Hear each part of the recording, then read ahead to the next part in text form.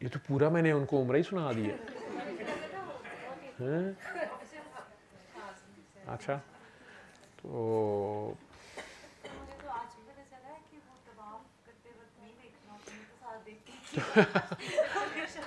طواف کرتے ہوئے ایک تو اگر آپ بیت اللہ کی طرف دیکھیں گے تو آپس میں ایک دوسرے کو ٹھوکر لگ سکتی ہے, ٹھیک ہے.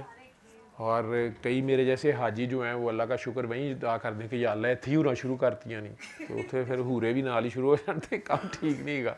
تو آپ وہ اس میں تو چکر آپ نے کاٹنا ہوتا ہے. اپنا دھیان اپنے طواف میں, طواف اصل میں یوں کہہ لو کہ ایک نقطے کے گرد گھوم رہے ہوتے ہیں آپ.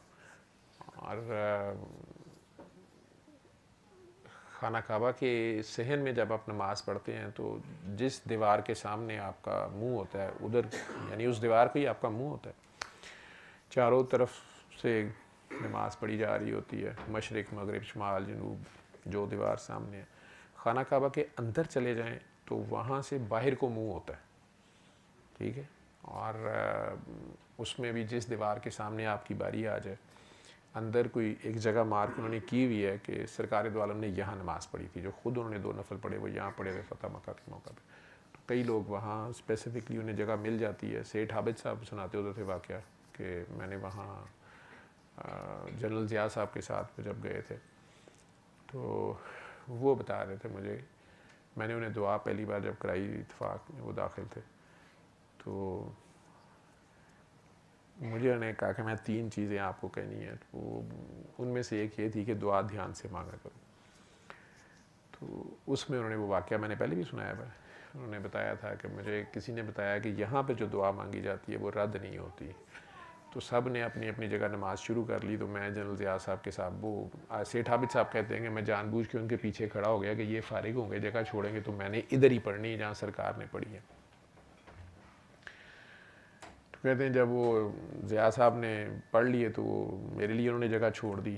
تو میں کھڑا ہو گیا تو میں جب 2 نفل پڑھ لیے تو میں دعا مانگنے لگا تو میرے پاس دنیا کی دی ہوئی ہر چیز تھی. تو مجھے یہ نہ سمجھ آئے میں کیا دعا مانگوں. تو کہتے ہیں کہ وہ ایک دم مجھے اپنی بیگم کا خیال آیا کہ وہ پریگننٹ ہیں, اور ان سے پہلے ان کے شاید 2-3 بچے تھے جن میں کوئی نہ کوئی ایب نارمیلٹی تھی بائی برتھ. تو کہتے ہیں میں نے دعا مانگ دی کہ یا اللہ کوئی ایک تو نارمل دے دے, اس طریقے سے دعا کر دی. تو جب وہ ڈلیوری ہوئی تو وہ ٹوین بیبی تھے, تو ایک نارمل تھا اور ایک پھر ایب نارمل تھا. تو یہ سناتے ہوئے پھر رو پڑتے تھے کہ دعا کا انتخاب بڑے دھیان سے کرنا چاہیے.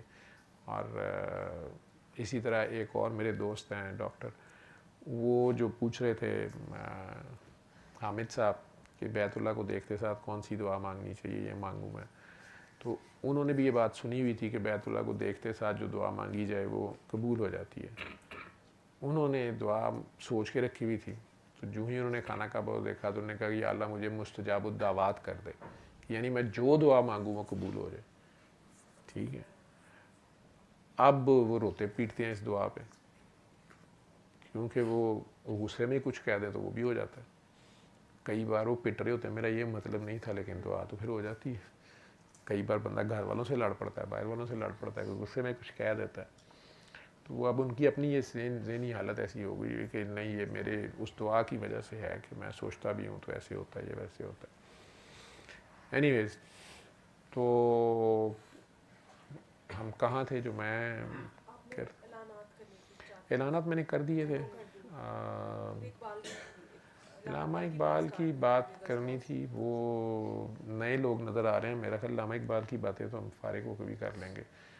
جو نئے لوگ ہیں ان سے پہلے بات ہو جائے, تعارف ہو جائے. مائک دے دیں, اپنے پیچھے ہی دے دیں کہ صوبیہ مائک آپ کے پاس ہے. اچھا آپ کے پاس, میں سمجھا مائک پکڑا رہی ہیں پیچھے. آصف صاحب انہیں مائک دے دیں جو بھی آ کے بیٹھے ہیں دونوں.